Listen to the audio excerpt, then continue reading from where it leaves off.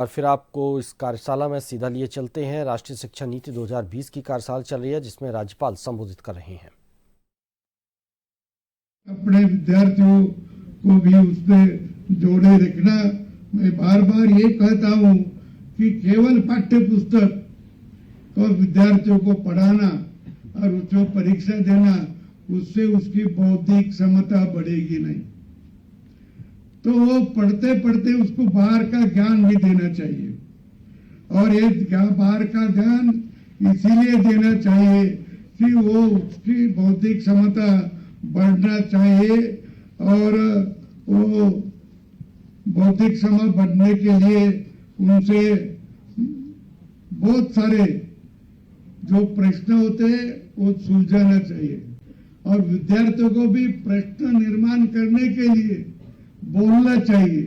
आपको जो जो प्रश्न वो निर्माण करेगा उसका उत्तर देने की व्यवस्था भी करना चाहिए, करके उसका बौद्धिक क्षमता बढ़ती है। मैं ये भी देखा है बहुत स्कूलों में कि 40 मिनट वो केवल पाठ्य पुस्तक ही बताता है।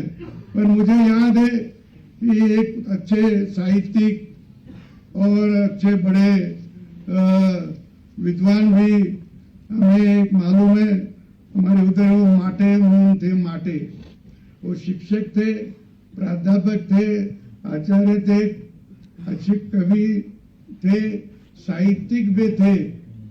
तो उनकी एक विद्यार्थिनी है, उसका नाम है, वो बड़ी कवित्री बन गई, शांता शेळके। मेरे महाराष्ट्र में बहुत प्रसिद्ध है वो शांता शेळके।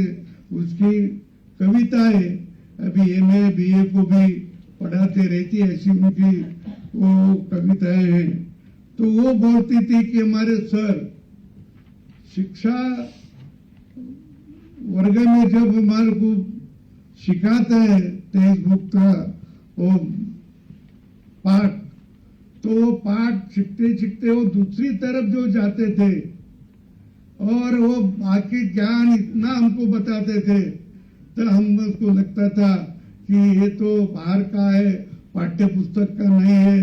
तो भी हमें बाद में हमको जब हम कॉलेज गए तो हमको समझ में आया कि ये कितना महत्वपूर्ण वो हमको बताते थे, कि जिसका उपयोग हमें कॉलेज के स्कूल में भी होगा, कॉलेज में होगा, या डिग्री लेते हुए भी उसका ज्ञान का उपयोग हमें हुआ।